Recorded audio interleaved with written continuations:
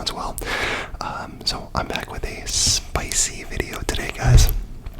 I have some crispy, crunchy, spicy mochi rice nuggets. I can't wait. Guys, if you like the video, drop me a quick like. It takes a second. It helps that YouTube algorithm. And feel free to comment and subscribe.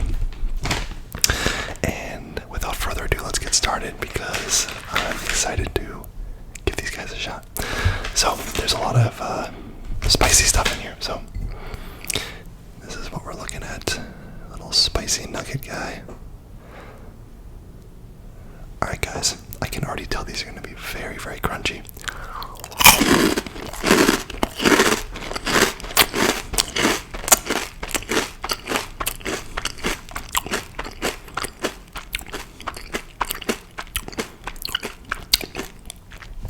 No reaction.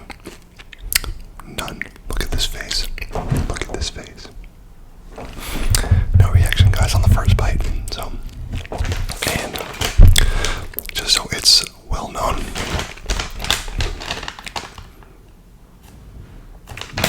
the ingredients, in case you wanted to check: black pepper, white pepper, chipotle pepper, jalapeno pepper, red chili pepper. It's got spicy stuff in it, and I feel it in the throat. It's such a cool consistency too.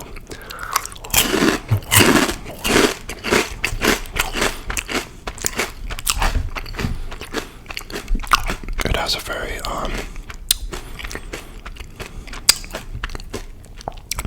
it's kind of like those freeze-dried candies.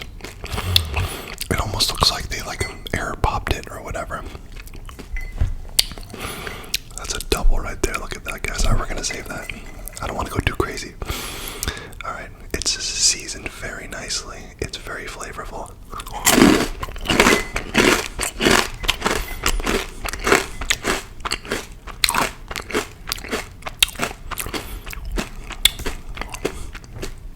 Very good, guys. Cool. So, actually, there's a point to this video. So, guys, with the Olympics in full swing, I wanted to talk a little bit about a few of the sports that I've been watching recently. And, you guys all know it's just random stuff pops up. And I'm like, oh, I want to check that out.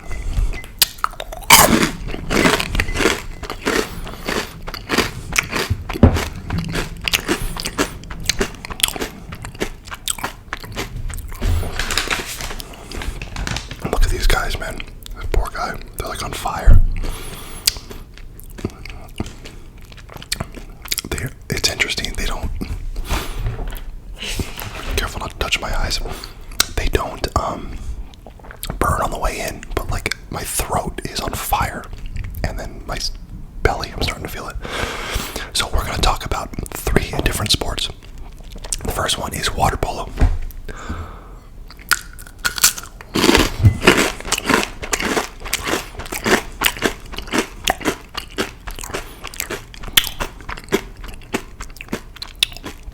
So, water polo is played in a pool, naturally. Each team has 7 players in the water, 6 in the field, and 1 goalkeeper.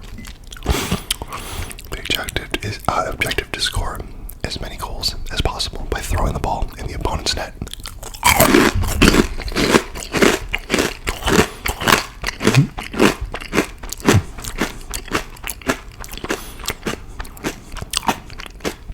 So there are 2 teams. The game is played in 4 quarters. Each team tries to move the ball down the pool and score by getting the ball past the opposing goalkeeper. So similar to hockey and soccer and all that. Players can only hold the ball with one hand at a time, except the goalkeeper, and players move the ball by swimming and passing to the teammates.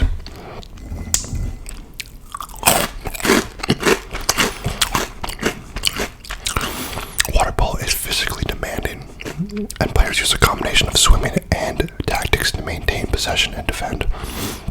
There's a lot of contact, a lot of physical battles under the water, and you can't always see what's going on under there. The game has a set of rules to manage fouls. Minor fouls result in free throws. while major fouls or exclusion fouls can lead to a player being temporarily removed from the game, usually for 20 seconds, or even a penalty shot for the opposing team. So it looks like they have power plays like hockey.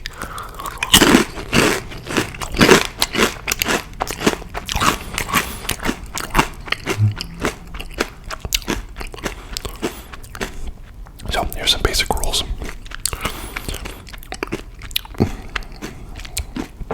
Teams usually have 13 players, and they have 7 on the field at a time. Okay. The spice is starting to hit. And what I'm going to try to do, guys, to make this more interesting is I am not going to drink any liquid this entire time. Oh, I'm going to regret that. These are sneaky, man. They're sneaking up on me. It's just my throat is just eternally on fire right now.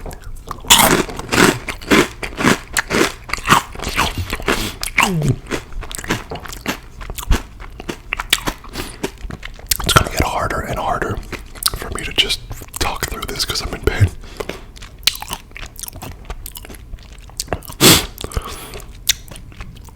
Oh man, I'm sweating. Okay.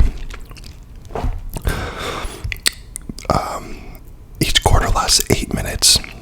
Overtime can be played if the game is tied. The game starts with a swim-off where players from each team race to gain possession of the ball, which is in the center of the pool. Players can hold the ball with one hand, and they must tread water or use a flutter kick to stay afloat. They cannot touch the bottom of the pool.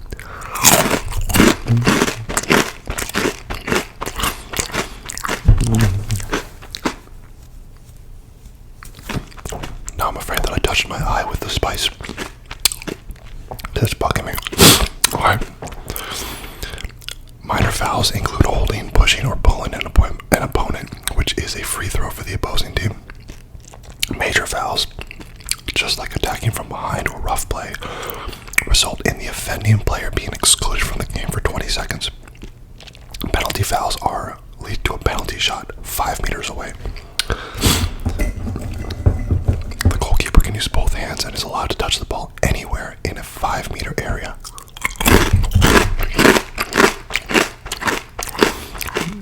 The goalkeeper cannot leave the goal.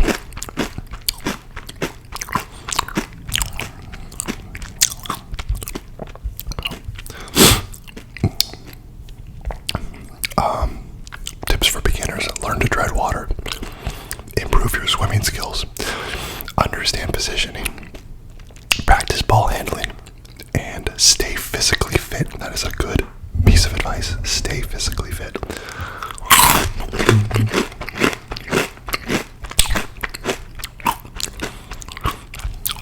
Alright, I didn't find that to be extremely informative, so hopefully the rugby one will be a little more informative.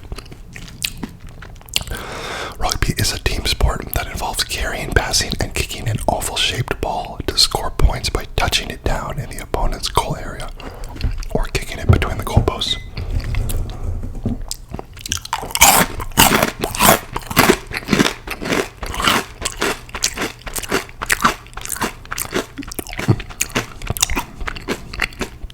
So there's 2 different types of rugby. There's rugby union and rugby league.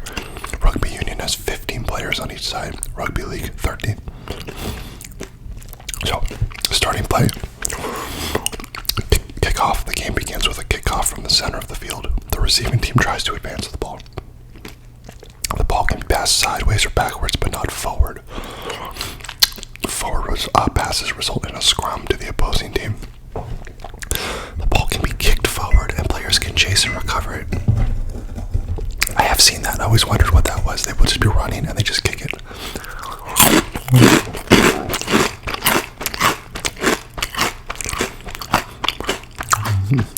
Guys, these are really good.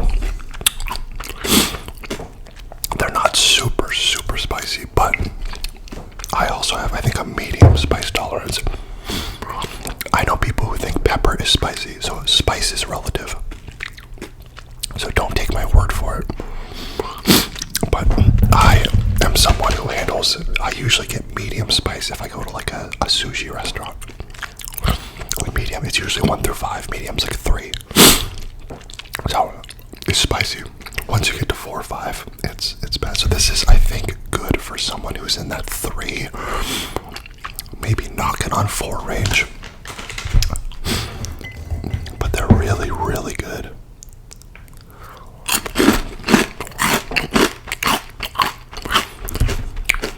Okay.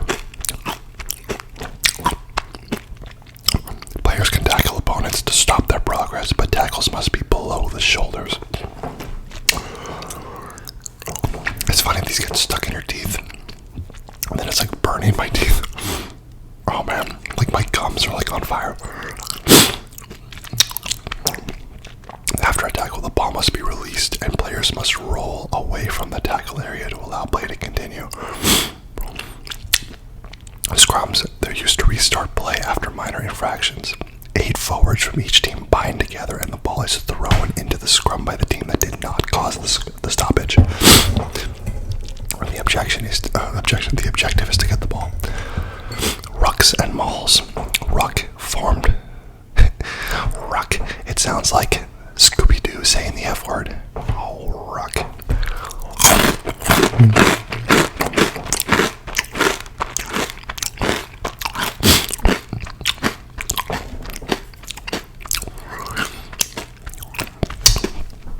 Spicy, guys. So a ruck is formed when the ball is on the ground and players from both teams bind together over it. Players must use their feet to move the ball. A maul, performed when the ball is held by a player but not on the ground, and players from both teams bind together to push forward. Lineouts. They're used to restart play after the ball goes out of bounds. Players from each team line up and the ball is thrown in between. Penalty kicks and conversions. A penalty kick is awarded for serious infractions and can be taken for goal points or a tactical kick. After scoring a try, a team can attempt to kick the ball between the goal posts for additional points.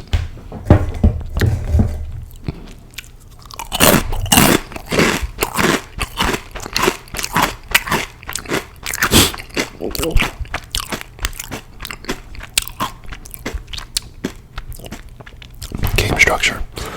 4 quarters. Each quarter is 8 minutes. Halftime, 2 to 5 minute break between the second and third quarters. Overtime may be played if the game is tied. Each team has 7 players. Oh, wait a minute. I'm still on the... I started reading the water polo rules again. Because I mentioned the water. I'm like, there's no water in rugby. Except maybe the water they're drinking, you know.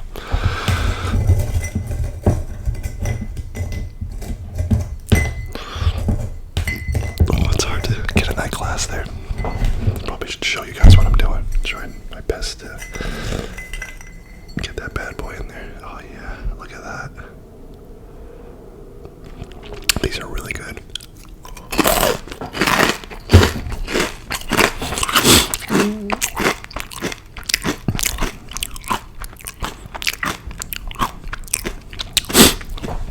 I just noticed that I wrote like the water polo section like twice.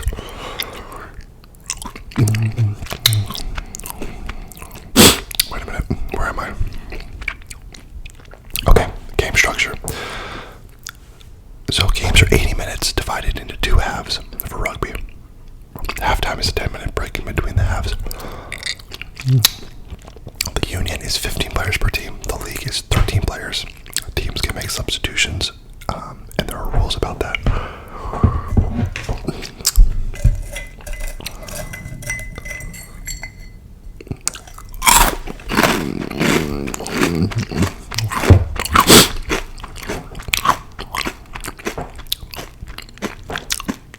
So you score points by either touching the ball down in the opponent's goal area or kicking between the goalposts.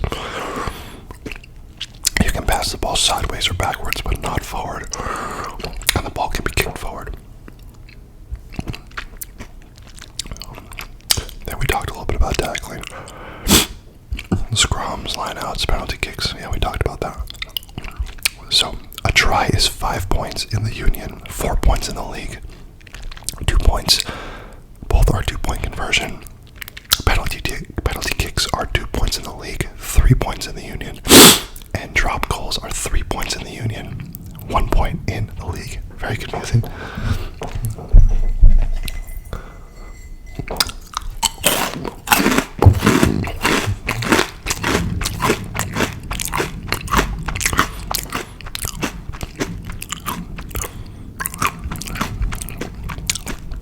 So, tips for watching.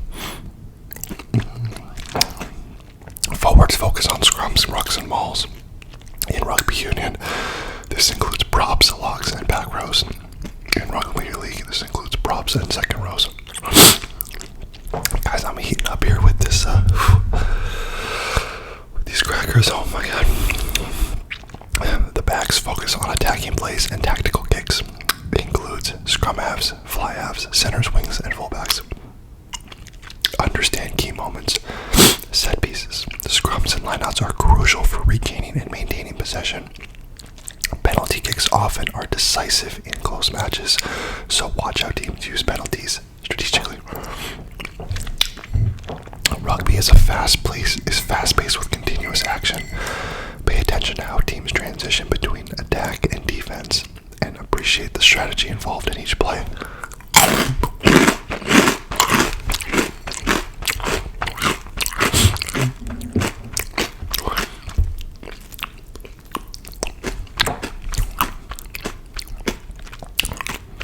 Alright guys, on to our last sport, which I thought was interesting, and my wife was very confused by. Fencing. Fencing is a fast-paced combat sport where two competitors or fencers use swords to score points by making contact with their opponent. The sport has 3 disciplines: foil, épée, and sabre, each with its own rules and techniques. I'm sure I mispronounced all that. So foil is a lightweight flexible sword with a small guard and a thin flexible blade, and you want to target the torso, front, and back. For an épée, the weapon is a heavier, stiffer sword with a larger guard, and the target area is the entire body. Saber is a lightweight cutting sword with a guard that protects the hand, and the upper body, including the head and arms, can be scored on. Basic rules. Scoring. In foil, the points are scored by hitting the opponent's torso with the tip of the blade. The fencer must be the attacker or have the right of way to score.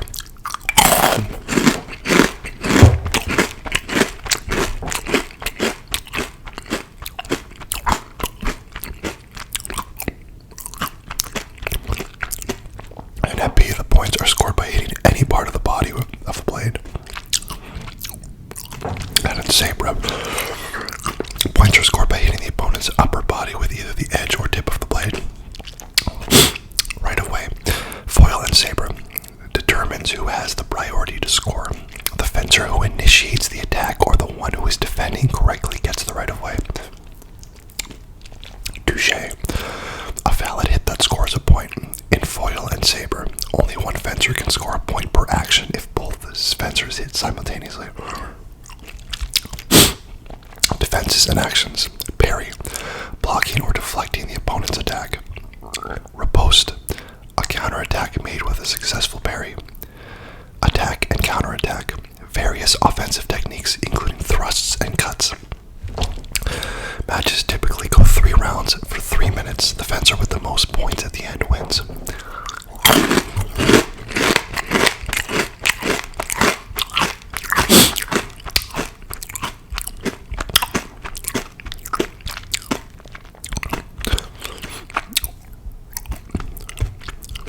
Watching tips. Understand the action. Watch for quick, precise movements as fencers execute attacks, parries, and ripostes.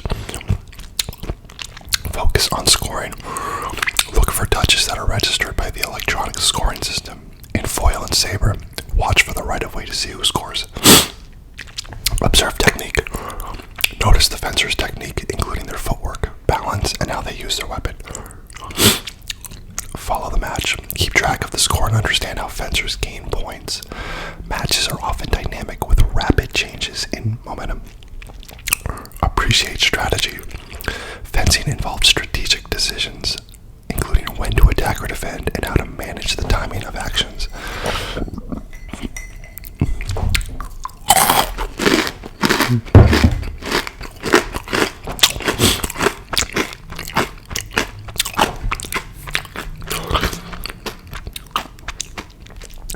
quite literally dying right now. My mouth is on fire. I'm just about done. I have like a few more left.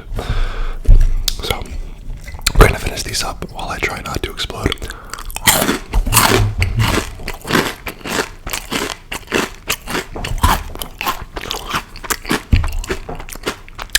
I'd love to hear how your guys' country, how your guys' countries are doing in the Olympics. How many medals have you guys won? What are you excited to see? You know, what are the big events that you think are going to be cool? Let me know, guys, in the comments. But I'll be rooting for USA, and probably Germany and Poland, maybe Colombia a little bit, you know. But yeah, guys, the Olympics are really cool. I do enjoy them.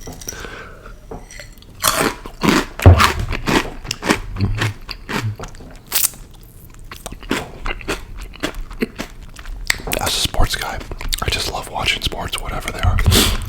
And it's cool seeing all the different countries and all the different sports that we don't know about.